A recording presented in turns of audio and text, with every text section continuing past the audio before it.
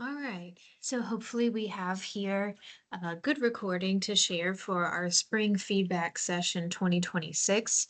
Today's presentation is called Strengthening Your Candidacy: Applications, Essays, Interviews, and Communication.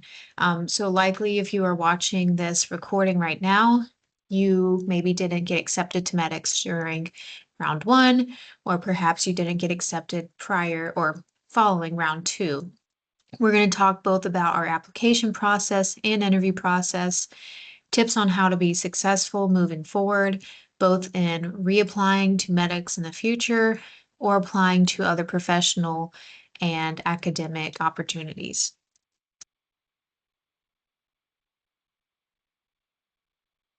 So here's our agenda. Once again, we're going to cover all that we do throughout our process.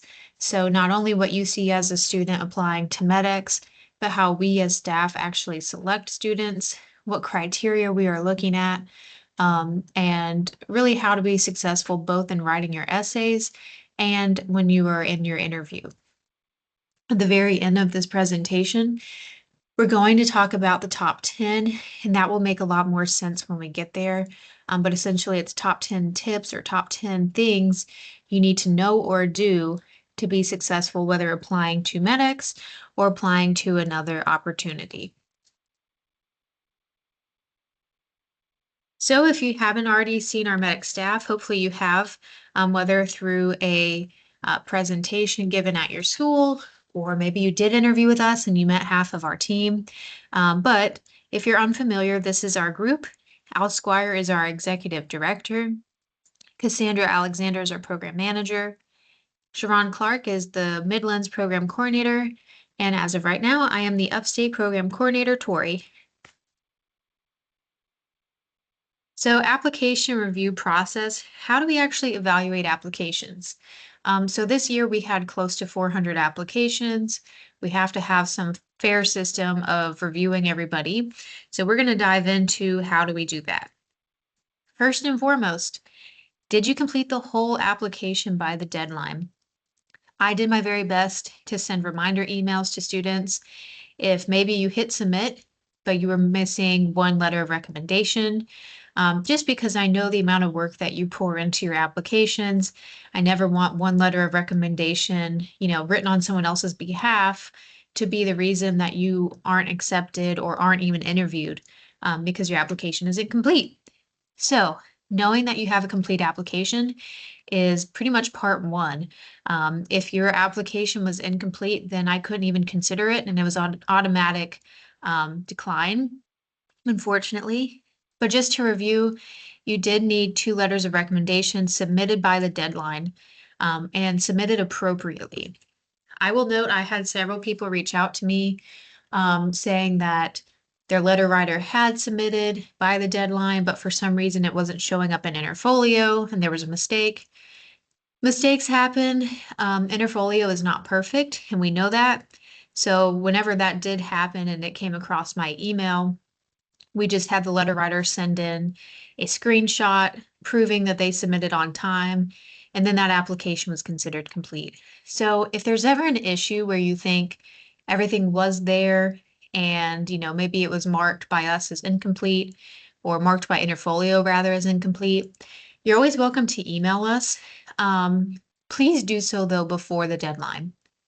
When I get emails a week or two past the deadline saying, well, my letter writer forgot, but they do have the letter, they just didn't submit it appropriately, or whatever it is, I feel sympathy, but at the same time, I can't consider that application complete by the deadline, just out of fairness to everybody who did complete the application. Just as a reminder, applications opened in October and closed in January. So please, if you do consider applying again in the future, try to get those things finished early, so you're not sweating it in the final hours of the application being open. You did need an academic transcript, whether unofficial or official didn't really matter. You completed your essay questions and you had a consent form. Either you are of age and you signed it yourself, or you had a guardian sign it. What are the MEDEX core values? Service to ourselves and others, support, barrier-free learning, teamwork, supportive community, and transparency. You don't need to memorize this, but you should hopefully recognize through this whole process, we are here to support our students. During the summer months when we have our cohort of students actually present with us, it is our goal to make sure they are prepared for their next steps in their future. Because that is our job, that's pretty much how MEDEX operates. We are no different in the application and interview season. So when students reach out and they want help or they want tips, they want advice, we aren't gatekeeping. So there were opportunities, whether or not your school took advantage of it, for application workshops, interview workshops. I even had a sweet student who did mock interviews with me months prior to even knowing whether she would have a mock it or have an actual interview. Um, so never be afraid to open that door and communicate with our staff. It's a great way to build rapport, for us to go ahead and get to know you. And please do know, because we are really oriented on serving others and serving our students, if you're not accepted, you can still reach out to us for support and guidance. Maybe you have a question about your timeline, or maybe you have a question about your score on your MCAT, or whatever it may be. Please know the door is always open. You don't have to be with us throughout the summer months to benefit from the family culture that we really represent. Let's talk about essays. So really, this is the part of your application that had the most weight tied to it. So yes, I did score letters of recommendation, but the scoring was very general. So for letters of recommendation, just so you know, there was only 3 scores available, 0, 1, or 2. So if a letter was almost 1 sentence long, if that, that's 0. The person who wrote the letter didn't put any time or effort into it. That's not even a recommendation. That's just a blank piece of paper. A score of 1 is, this is maybe just resume rambling, so not really talking about your character and who you are as a person, but more so the things you've done. So you're an A+ student, you're in 10 clubs, you ran a marathon last year. That's great. But I really want to get to know the heart of you. And so that would be how I score number 2, or a score of 2, is when those letters really represented who you were. Clearly, the letter writer understood your value and why you were even trying to get into MEDEX in the first place. So that aside, there were points on the table for letters of recommendation, but the majority of the points were coming from our essays. All 4 of our team members reviewed every single essay that was written. We all blindly scored. Your names weren't tied to any of your essays. So again, we really do try to have a very fair process, but it's still up to you to represent yourself well through your writing. So first and foremost, how well did you describe the major theme or competency, which we'll talk about in a second, of the question? Did you actually address what we were looking for in the question? And did you demonstrate who you are in your answer? Sometimes it's easy to give hypotheticals of how to be a good person, but I really want you to represent how you are a good person. We did look at red flags. We didn't ding you. We didn't take points off if there were red flags. But we do notice when there are red flags throughout the essays. It's even more of a big deal when we notice that during an interview, but we'll talk about that later. Especially a red flag could be how you speak about others and about yourself. So are you representing humility? Are you sympathetic maybe towards others and how you're speaking of them, especially if someone else made a mistake? All of that matters to us because ultimately it demonstrates how you may show up in the summer if you were accepted. And last but not least, did you follow the general instructions? Did you put thought into your answer, or were you maybe trying to submit it and it's 10 o'clock on the day of the deadline and you were just rushing to get through? Or did you take your time to really refine your response and make sure it reflected you? And did the content of your answer adequately use the word count?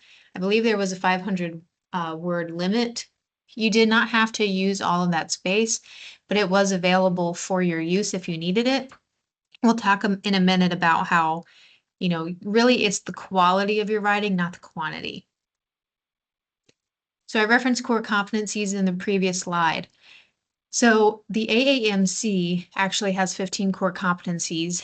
This is a bit of a diluted bullet point, so not quite 15 competencies, but these are kind of the core competencies that Medix is specifically looking at when reviewing essays and when doing interviews.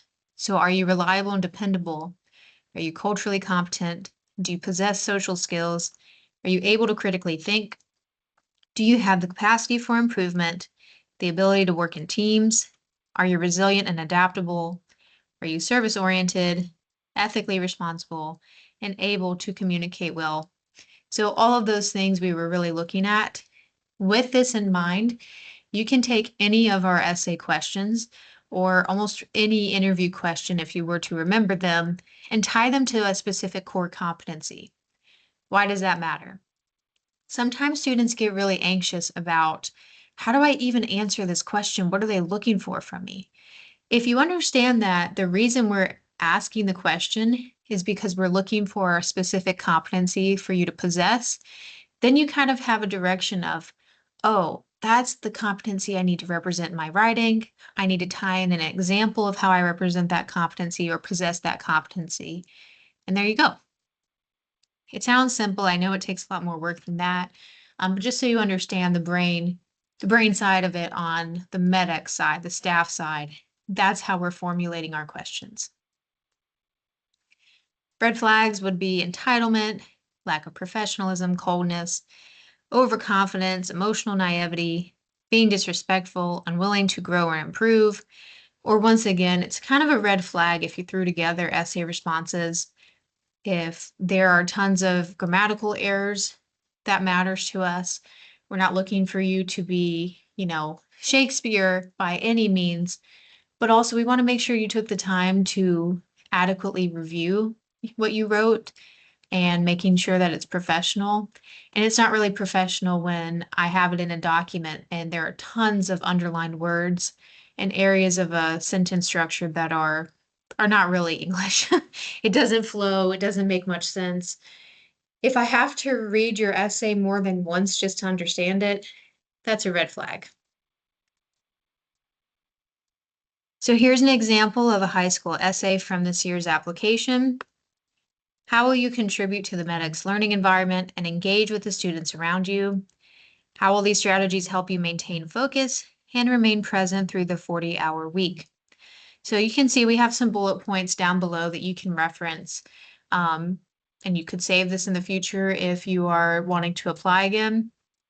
But just, off the top of my head, looking at this question, I'm thinking, how will you contribute to the Medix learning environment and engage with students around you? To me, the purpose of that question is saying, how do you fit into our culture, right? So Medix has a very distinct culture, being very family oriented and supportive of others. We do have a very diverse cohort of students. How are you going to fit into that? So competencies that would tie in would be cultural competence, perhaps, teamwork, social skills, maybe oral communication. There's a lot of different ways you could take that, but nonetheless, you can identify there are competencies that you could represent based on this question. The second part, how will these strategies help you maintain focus and remain present through the 40-hour week? Obviously, Medix is a pretty big time commitment during your summer. And sometimes it's the first time students are doing something from 8 a.m. to 5 p.m. We want to make sure you're mature enough and have the competencies to actually be successful and make the use of the time, and not just be falling asleep on the table. So something you could think about there would be maybe resilience or your adaptability or your capacity for improvement. So once again, really looking at how well you would show up both as a student and ultimately as an employee of Prisma Health. So quick tip, outline what you want to say first, and then start adding examples that actually demonstrate your skills and ideas. So you can have good ideas, right? But if you don't know how to tie examples to them, then that's a weak essay. I've said it several times throughout overviews over the course of the fall. I'll say it again here, and it is true even for our interviews. If you were a lawyer and you stood up in front of a judge and said, I'm really great, and you expect that judge to agree with you, you're mistaken, right? In court, you have to have evidence to prove a claim. The same goes when you're writing essays, whether it's for medix, med school, PA school, whatever it is, job opportunity. You need to have evidence to support your claims. So if you are trying to say you demonstrate or you possess a certain competency, show me how, right? That's the best way to get someone to really believe that you possess what we are looking for. Um, I believe the saying is actions matter more than words. So once again, demonstrating your actions through your writing. Again, if you fully answer the question before you reach the 500-word limit, please do not fluff it up. We all recognize fluff, and I just kind of glance over the fluff. If I see that you already have the question answered in less space, that's really what matters to me. The fluff doesn't. And have at least 2 people review or edit before finalizing. Why?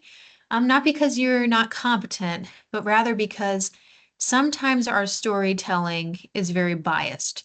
So we can write an essay response or answer an interview question, and we think it's great. We think we represented ourselves well, but to others, through their own lens, maybe they don't really understand the story that you're telling. So that's why it's important to have other people lay eyes on your essays so you can get that outside perspective. So I'm going to kind of briefly go over this because you can always pause and go further into this. But here's an example of an essay response, not from anybody this year, of course, likely made up by our staff. What's highlighted in yellow is kind of where we start to develop an idea, but we haven't yet really offered an example or grounded it in any evidence. What's in red would be somewhat of a red flag. So that red flag is I tend to be the leader of the group. If I'm looking for you to fit well into a large group full of a lot of competent young professionals, yes, I have a lot of leaders in the group, but I also need you to know when to follow. I need you to know when to be humble. And so saying that you tend to be the leader of the group is a bit of a red flag.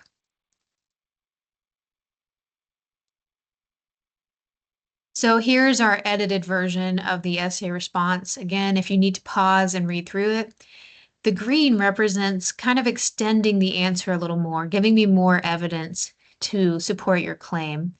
So telling me that you practice being present in school and participating in every opportunity by asking questions, working on the assigned task, thinking about how the topic applies in real life, that's grounding me more, right? An example versus I just participate in class. I'll take this opportunity for everything it is. That doesn't tell me much. You talk about how maybe you use a planner to help you stay focused and remain present and stay organized. But a lot of people can have a planner and maybe not utilize it well. So saying you're using a planner, for example, to balance assignments, extracurriculars, and free time really starts to demonstrate you understand how to manage your time effectively. That blue box now says I lead by example and I'll get my peers excited.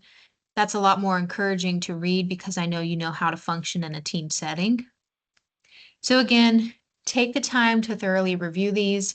I'm kind of quickly running through, giving you tips and advice from a staff perspective, but obviously take the time on your own to reflect on these. And later, after we conclude this feedback session, look back at your own responses and think about how you could improve. So how a yellow box could turn green or a red box could turn blue. So here's an example of an undergrad essay. In your collegiate experience thus far, how have you established connections with people who are different from you? How will communication and diverse perspectives influence you as a healthcare professional? So I just want to point out the first part and the second part both say how, right? So if it's a how question, it's already leading you to the fact that you need to demonstrate through an example. But before we really get into that, what are the competencies we could tie into this? So establishing connections with people who are different from you sounds a lot like cultural competence to me. But to be culturally competent also means you may have to use social skills, right? Oral communication, perhaps teamwork, depending on the setting. And then how will communication and diverse perspectives influence you as a healthcare professional? Anytime, whether writing essays or through an interview, you can start to understand how your current competencies you're developing apply to your future in healthcare. That makes for a stronger response, right? Because you really understand the meaning behind the competency and why it matters to continue to strengthen it. Again, outline what you want to say, kind of what we'll see on the next slide, and then add examples to really strengthen the claim and give it support.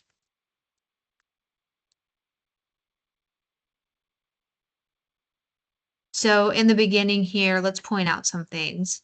I want to go to the very middle of this section. So it's giving an example of how someone's involved in a lot of clubs and how that's supposed to demonstrate how they establish connections with people who are different from them. In the middle, it says, we learned that incorporating everyone's perspective and ideas lead to outcomes that are beneficial for everyone. That sounds great. That sounds like it could be a poster in the hospital hallway.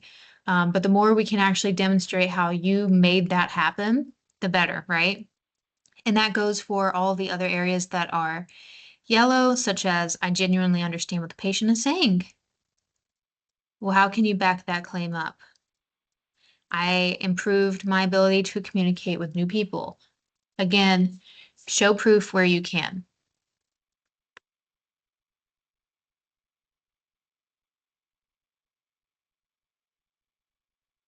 So we see a lot more green here. The beginning was kind of fleshed out, saying they were in organizations like Phi DE, social clubs, and intramural, sports teams. By getting to know each other and encouraging vulnerability, that's starting to get more specific, right? That's a lot more intentional of how you're connecting with people. And then it says insert a specific example here.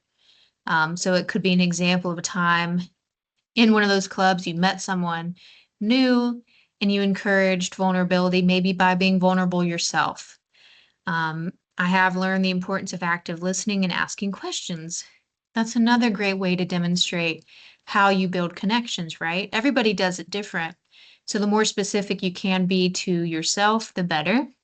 If you can insert a specific example there, even better.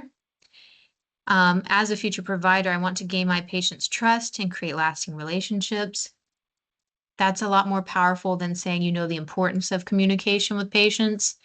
But really, the idea of building trust and creating lasting relationships, if you can practice that now as a student, then I definitely know that's something that you can do in the future with patients. And then again, towards the bottom, I've learned how to engage with new people. I'm always the first to introduce myself to someone new and love to find out at least one thing they are interested in. So sometimes, when I'm reading returner essays, for example, and one of the questions we ask our returners is, how will you make sure that newcomers to medics will feel included in our family, right? And oftentimes, that's the example they give, is being the first one to introduce themselves, and they make it a goal by the end of the tier to know at least one thing unique about each of their peers. So again, I read that in returner essays, and I think that's something that can actually be demonstrated. That's a true example that I can see. That's a goal to have set. So I like that example. And at the end, I will bring positive interactions in my professional and personal life. I can't say it enough. Slow this down if you need to. Pause, actually read through the essays in its entirety by yourself and see the difference. We're going to jump into interviews though. You'll notice some similarities to essays, how to be successful, but there are a few differences as well. So common interview mistakes. So if you're in round 2, you may have made one of these mistakes, and maybe that's why you didn't receive an acceptance letter. I will be honest, sometimes you really didn't do anything wrong, And maybe it could just be a sheer numbers game of how many students we have the capacity to actually host during the summer. So that's why it's so important to actually follow through with feedback sessions, doing reflections, and if need be, even reaching out to our staff to get more guidance on maybe where things went a little wobbly. But anyway, common interview mistakes would be not fully answering the question. Maybe you forgot what the question was in the middle of answering it. That's okay. We're all human. We understand. Pause. Ask your interviewers to repeat the question if need be, or even if in the beginning, before you start thinking about your answer, you just want to hear the question again, ask your interviewers for a repeat. If you need time to make sure your answer is fully developed and to think about it, you can say, "Can I take a moment to think about this question?" That's totally acceptable. Don't take 5 minutes, but if you need to take 30 seconds, that's okay. Maybe you provided examples that did not relate to the question or not providing examples at all. So maybe you started to give me an answer, but it really didn't answer my question at all. Or once again, as we said, a common mistake in essays, you started to give me a claim with no example. And we'll talk about that in a few minutes, looking at actual questions we asked during interviews this year. Maybe you didn't really show a strong interest in medics and healthcare. With as high a number of applicants as we have, we want to make sure that you really want to take advantage of this opportunity and that you will not only receive from us, but you will contribute as well. If you're not interested in medics, you're not interested in healthcare, then please use your summer in some other way, right? I don't want you to feel bored. I want you to feel excited by why you're here. And when you're excited, you're more willing to give to others. Al Squire will always tell our students, everyone is here because they have a gift. You are expected to receive others' gifts, and you are expected to give your own gift. Another mistake, lack of depth in responses. So maybe you didn't have enough time to think about it. Once again, make sure you're taking the time if you need to. If you need to jot down notes to help yourself stay on track so you have a really strong, thorough answer, please do so. Or maybe you didn't present yourself professionally. It's okay to be yourself, right? I want to see your personality. It's really upsetting when I see you show up one way during an interview because I'm scoring you, and then you show up completely different during the summer and you're not very professional. Put it this way, you can be yourself in a professional setting, just be polished. So there's a polished you, and then there's maybe you who sits at home in jammies and slippers and watches Netflix. That may not be the polished you, but it's still you, right? So you can be polished in all settings. Um, you don't have to worry about having certain answers or being exactly one way to be professional, though. I've talked to students about how there are so many diverse people coming in this cohort. We have a lot of extroverts, but we also have a lot of introverts. There's no one way to be a student at MEDEX. So again, you can be who you are. Just be polished and recognize that an interview setting is a setting where we need to show respect for the time of the interviewers, and even respect for yourself, right? All right. Oh, so if you are here after round 2, you know this all too well. Every interview that we conducted started with, "Tell me about yourself." Again, we never gatekeep.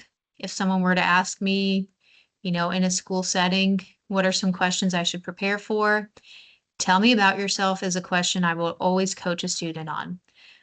Why? Because it's not specific to MEDEX. This is specific to any academic and professional setting. If you're in an interview, or if you're at a luncheon, or even if you're standing on an elevator and you meet another professional, knowing how to represent yourself in a concise, clear way is great. But you should not memorize an answer or read off of a paper. Obviously, throughout life, you're not going to always have cliff notes of what to say in response to others. But especially in a virtual interview, you do want to prepare, but please don't be scripted. It's very obvious. It starts to take away from your personality, and that's not worth it, right? So some things you may want to include in your tell me about yourself.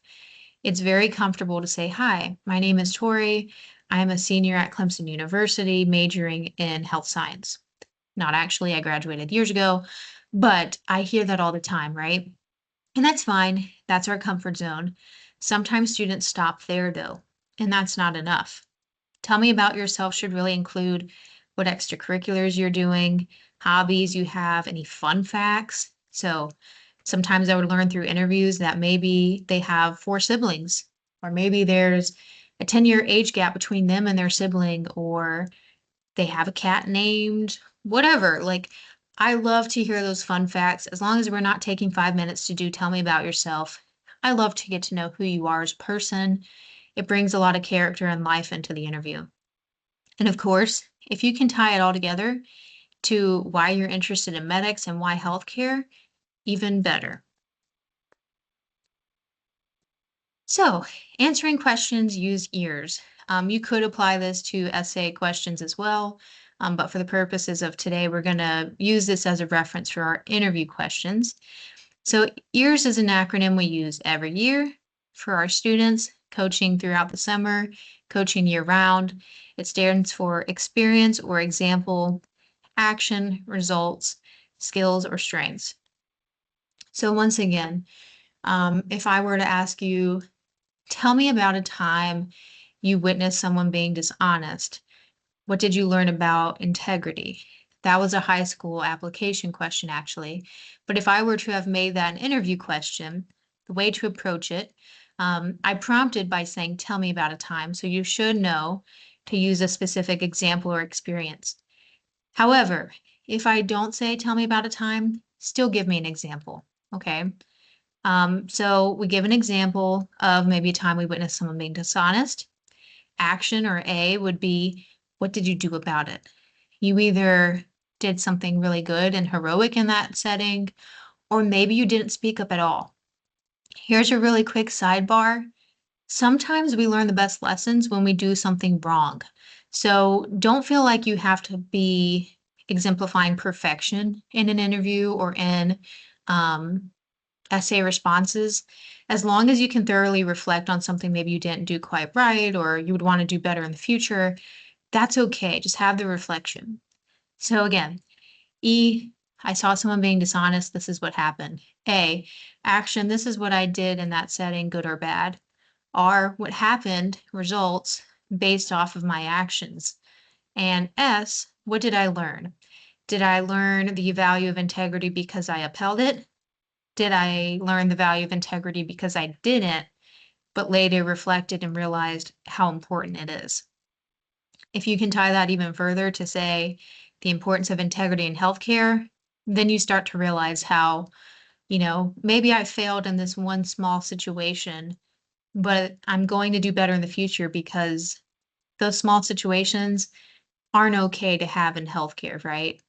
A nurse lying on paperwork or accidentally giving a patient the wrong medication without speaking up, that has far greater complications, right? So if we can be, if we can show up well in small situations and do the right things in small situations, the more likely we are to show up well in those big situations. So here's an example from high school interviews. Tell me about a time, or excuse me, tell me about a task you found boring or uninteresting. How did you stay focused and motivated to complete it successfully? So again, what are we looking for? Think about our competencies. I know you don't have as much time to digest in an interview, but let's just say you got an interview. You heard in the interview workshop me talking about competencies. Before you even arrived to an interview, you could have looked at those main competencies and started to think of examples that represent them. So even though the question I ask is a little different, maybe you've already kind of thought about examples that would show you are adaptable, right? Or you have drive, um, capacity for improvement, whatever it may be. So once you provide an initial answer, give an example that shows how you work through it. We're going to do that next. Oops, sorry. So in the top, we see kind of like a general, here's what I have to say. When things get tough, I think about what goals I'm working towards and how this is preparing me to reach those goals. Now, how can we actually flesh that out and give a real example to demonstrate that I have the capacity to improve, or I'm adaptable when something is boring or uninteresting, I still persevere, right? So I'm not going to read all of this to you. Pause, take a moment to read it and kind of understand, is this the best answer ever? Maybe not, but it is using ears, and that's what's important. So moving on to our example undergrad question from the interviews. How do you decide when to lead and when to follow? Share an example that illustrates your approach in a team setting. So again, we can tie competencies, teamwork, oral communication, adaptability, social skills. It takes a lot to know when you need to be a leader and when to be a follower. So I actually was the interviewer asking this question, or in the interviews with this question being asked, rather. And I noticed two common mistakes. One, people would just say generally when they know when to lead and when to follow. The common response would be, I lead when I feel I have the competency or the knowledge and the confidence to do so, and I follow when someone else does. That's fair, right? There's nothing wrong with that. But if you can give a true example of a time you led and followed, even better. Another common mistake, someone would give a general description of when they know when to lead and when to follow, and maybe they gave an example of when they led, but didn't give an example of when they followed. So more thorough you can be, the better. And again, we know you don't have much time to think about it. If you need to take 30 seconds to think, collect your thoughts, go for it. Like I said a few slides ago, you can jot down notes, right? I don't want you to be scripted, but if you need to have a cue by jotting down notes, that's okay. For some people, I will say that works. For other people, they get so distracted by the notes and they want to follow what they jotted down that they stumble when actually speaking. So kind of know yourself, know what works better for you. And again, once you provide that initial answer, give an example that actually just that shows how you work through a specific situation. So the top part, I worked as a camp counselor last summer for children with medical conditions that prevented them from attending typical summer camps. I led a group of 5 children while also reporting to direct camp supervisor. So throughout the actual example, it's going to show when you read this on your own, how the camp counselor was a leader to the children, but at another time, knew that they needed to follow the direction of their camp supervisor. The more specific, we can get, the better. So in what ways do you lead? How do you like to lead? How do you follow? The better. What else can I do? So I referenced this earlier. You can have a relationship with MEDEX whether or not you're accepted. So if you're sitting here watching this feedback session because you weren't, you still have plenty of opportunities to be involved with MEDEX. I know there's a MEDEX Clemson Club, for example. That club, there are participants in it that aren't actually in MEDEX during the summer, but they're still able to gain some of the wisdom that MEDEX has to offer and the guidance. So if there are people at your school that are in MEDEX, talk to them. Reach out to a staff member, maybe if you need guidance or mentorship. It's totally acceptable. Sometimes we have students that are maybe past the age of being in MEDEX. They still come to us and look for guidance, and that's okay. Please keep all interactions professional. If you've been through any kind of professional class, you may hear that the interview starts with the first interaction. So whether that interaction is an email, a phone call, an interview, whatever it is, the first point of contact, really that's when an interview begins, right? Whether we know it or not, or whether or not it's formal, you're starting to build your brand and you're starting to kind of tell us who you are as a student and as a person. We do work through a high volume of qualified applicants, so really focus and reflect on how you grow. I really appreciated students who reflected on being reapplicants this summer, or I'm sorry, this cycle, and talking about how they grew from the experience of being rejected. Being rejected is a lot harder, obviously, than being accepted. But it also comes with a lot more fruits if you're willing to discover them. So our students who were able to reflect well on what they did last year, and then they showed up this year in interviews and they killed it. They did great. And you could tell they really possessed a humility of, hey, I know I didn't do this well last time, but here I am making another attempt, and I've done the proper reflection and preparation. I hope things go better this time. We really appreciate that. So again, at the very bottom, I kind of just said this. If you're planning to reapply, if you have the chance to, please emphasize how you developed from the last application cycle. Top 10. So this is normally a presentation Alsquire gives to students. Again, if you're lucky enough to be at Clemson and be in the Medics Academy Clemson Club, there's a good chance you have seen this presentation before. But these are the top 10 tenets you should know or do. Again, it can apply to medics, but it can apply to your larger goals as well. So don't shoot the messenger. I know it sounds cheesy, but it is true all the way through. To be successful, you have to believe in yourself. The journey to healthcare, or the journey to any goal, any large, important goal that's meaningful to you, really requires you to believe in yourself. Even in times when you're feeling low, even times when you're experiencing rejection or failure, having that belief in yourself can go a long way. Often, a lot of our students, I'll say some of our students will come to us and they have the support of family members who believe in them. But if you don't believe in yourself, that support from others won't carry you through, because there are quiet moments when you'll have to struggle on your own, maybe studying for the MCAT or studying for a really difficult course, that all those supporters, they can't do it for you, and you have to believe in yourself, right? Or maybe you don't have the support of others.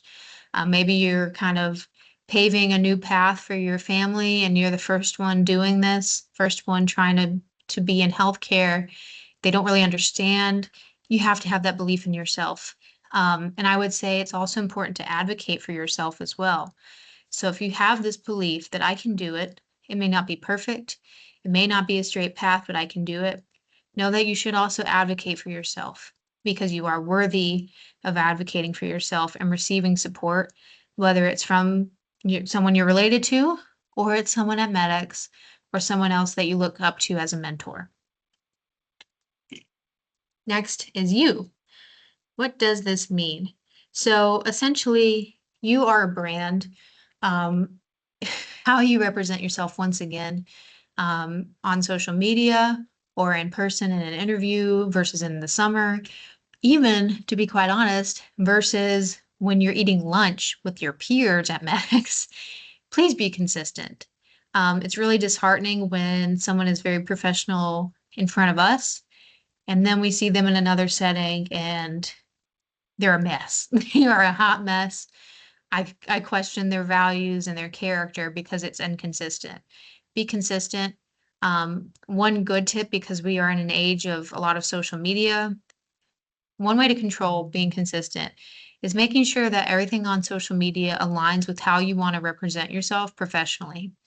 So not posting or not following things that are provocative or inappropriate, not doing, illegal things yourself, not bad mouthing others on social media, um, being discriminatory. So all of those things, we're specifically looking at social media here, but again, it's true in any setting, right? So if you did make a mistake sometime in your past, learn from it, own it, move forward, and then continue to be consistent in being the new, better you and the brand that you want to build for yourself. Oh, the dreaded test. So unless you are one of the lucky ones that is going to a PA school that doesn't require the GRE, many of our students with us will have to take some test to enter into a professional program. So MCAT, GRE, GMAT, LSAT, continue all the acronyms that are out there. You'll have to take a test. No one loves doing this. The advice I can give is prepare yourself well, make a good timeline. You may need help from advisors or mentors at MEDEX making the timeline to make sure you're adequately preparing and giving yourself the mental space to study appropriately. But when you're doing that, plan to take it once. Um, Me personally, I had to take it 3 times, the MCAT, but I think it's so much better and so much easier mentally if you commit to giving your best the first go round, instead of dragging it out. Doing the MCAT once and sitting in a quiet space for 8 hours with earphones in or earplugs in, it's not something you want to do 3 times. I can promise you that. Um, so the more you can just set yourself for the expectation of, I'm going to use my time now throughout this timeline to study appropriately to get the score I want the first time, that's great. Now, I will say, if you are like me and you need to take it again, that's okay. You're not a failure. Um, I think maybe we saw on the other slide on 10, failure is an event, not a person. So you are not a failure if you have to take the MCAT or any of these tests a second time. But once again, the more you can prepare for the first go round, the better. Oh, GPA, how we love our GPA. Um, I don't think this defines you as a person. There are plenty of people with, you know, perhaps not as strong GPAs and test scores getting into med school, being doctors, but that doesn't mean we can neglect it. Sometimes the reason for those lower scores is maybe because of a circumstance that impacted you, that maybe your performance wasn't as great. But I digress. GPA is definitely something that's important. I'm looking at it even for our MEDEX students. I'm not looking for perfection, but I do know um, the rate of success you have when GPA and MCAT are in your favor is much higher. You make it a lot easier on yourself when you take your time and your academics now instead of having to make up for it in the future. Now, please know there's always plan B. But for right now, please do focus on your GPA, your science and non-science, and your total.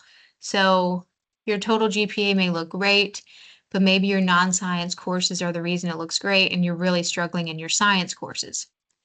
That's a little bit of a red flag, especially if you're wanting to go into healthcare, because I want to make sure you can handle the workload of a science-based curriculum, right? Basically what the MCAT, basically what med school, PA school, nursing school, all of those schools are really founded on is that science curriculum. If you are struggling with your GPA and you are at the end of your collegiate experience, reach out to us. Let us know. Sometimes we guide students towards post-bac programs where you can really focus on taking more science-based courses to prove you're competent and capable of, you know, succeeding in those courses. So there's always there's always a workaround. Again, your path forward does not have to be straight, but just be mindful of these things as you are progressing to know that they are still important. Academic rigor. There's a lot of bullet points on the screen, but really what I want to say is academic rigor matters because, again, the curriculum you're expected to handle, whether in med school, PA school, whatever it may be, dental school, is no light load, right? And so we want to make sure you're adequately preparing yourself now, whether you're a senior in high school or you are in college, going ahead and taking classes that challenge you. Um, Even if it means you get a B and not an A, that's okay. But taking classes that actually challenge you and stretch you and show that you're capable are worth doing because you learn a lot of skills along the way. You learn time management, you learn how to study things that, maybe don't come intuitively to you. So that's why we need to make sure we're not just taking running, for example. I use that as an example because I had to take running or something of the like and bowling in college. I know some of those gen eds make you do that, but the majority of your coursework should show you're preparing yourself adequately for the next step in your academic career. Um, I know it's hard as a student, but comprehension does matter. And the more you can practice skills now, the better off you will be when you get to those professional schools. So actually trying to retain material by comprehending it and not just memorizing it, right? And making connections between other classes or information that's in the MCAT and what you're learning in classes can really help that information stick even better. And at the very bottom, you are responsible for your education, so take advantage of all opportunities. Please don't put yourself in a box. Every institution is different, which means every professor is different. Every pathway to graduation looks different and what's required of you. So even the academic rigor of your individual school or institution may differ, whether good or bad, from another academic institution. If you start to feel that you're being ripped off and not really getting the education you need to excel, well, consider other options, right? Reach out to us, find a good mentor, someone who can guide you. Maybe you do dual enrollment, whatever it is. I'm getting ahead of myself. But all I'm trying to say is you are ultimately accountable for your education. I know sometimes we are misled by fancy looking schools or pretty schools or schools that are, in great locations, but make sure you're getting the education you need for your future. All right, work-related experience. So making sure that, you are extending yourself just beyond being a student and taking classes. So maybe work-related experience could be volunteering, shadowing, or even a paid job or experience. This is to make sure you actually know what you're getting into in the future, right? So if you just do really well in science courses, but never have actually been in a healthcare setting, shadowing, volunteering, working, how can people in healthcare feel confident that you actually know what you're getting into? And that's why this is so important. You want to have that experience, the good and the bad of healthcare, so that you're really approaching it, I guess, with all knowledge that you possibly can have at this point in your path. I tell students it's often better to get that experience now, because the more you know that's out there, the better you can make decisions for yourself. Whether that's deciding on a specific career or deciding to say no to all the other thousands of careers that exist. So give yourself the opportunity to explore. Don't put yourself in a box with this as well. Extracurriculars, please be a human. Please go do stuff. Don't just study, don't just work. Try to involve yourself in something that really encourages you, something that builds you up, something that helps you rest even. There's nothing wrong with having a passion for science and healthcare, but you are likely more dynamic than that. There are plenty of healthcare workers that are musicians, that are excellent cooks or bakers, artists. And actually, that's part of the curriculum this summer is, integrating those other interests into healthcare, really making sure that you are dynamic as a person, not for the sake of an application. Yes, I want to see you're dynamic, but also for your own sake, right? For your own happiness. It's better to have all those interests being expressed versus, again, boxing yourself in. The personal statement will be a highly important piece of your application for professional school. The personal statement is representing you, your brand, why you desire to pursue the path you are pursuing. I know the personal statement can seem like a monster, but honestly, it can be one of the most beautiful things you ever write, because it requires so much self-reflection and being in tune with who you are and what you value. So please, if you need help with personal statements, advice, whatever it is, know that it does matter. It should go through multiple people's review to make sure it adequately represents you. And it's really an opportunity to reflect on all that you've done and all that you hope to do in the future. All right, how can I set myself apart from edX? Again, in your writing, it may seem basic, but you can go ahead and set yourself apart there. There were many applications I read that I was ready to meet the person who wrote them just from reading the application itself. So you can set yourself apart just by taking time to reflect, and being thorough and showing what you've done through examples. So again, providing examples of what you did and how you did it, and really representing your growth over time and how did you help others grow as well. So again, MEDX is very built on supporting, so ensuring that you're not just here to receive for yourself, but that you want to collaborate with those around you. Likely the peers that you meet in MEDX or through mentorship are people that are going to be around in your future in healthcare. So collaborate, support, and encourage one another because the journey isn't easy. 2 letters of rec. I'm going to kind of go through this quick, but you do need 2 letters of recommendation for MEDX, oftentimes more for professional programs. Again, have someone who actually can speak to your character, your values, and your goals. They know what direction you're going, and they know that you are a good fit for that path. However, mom, dad, brother, sister, grandma, aunt, uncle, whoever, please don't have them write it. Family members should not be letter writers. And ideally, don't try to use clout. So using someone who just has a big title doesn't necessarily mean that produces the best letter. Give deadlines to your letter writers. Propose a deadline that allows for error. So always ask early. If you can, ask letter writers in person if they are willing to write before you maybe draft an email to them so they have it in their inbox that they need to do it. Just be kind and thoughtful of how you're approaching your letter writers because ultimately they are doing you a favor. And you are more than welcome to give them direction. That's actually encouraged to give them direction so they know how they need to represent you in the letter so that you have the best chance of success for whatever it is you're applying for. And last but not least, one of the top 10 tenets, number 1, is the interview. You are the focus of the interview. I know people get really nervous about an interview, but just try to remind yourself you are the subject matter expert. Your interviewers can't sit there and tell you who you are.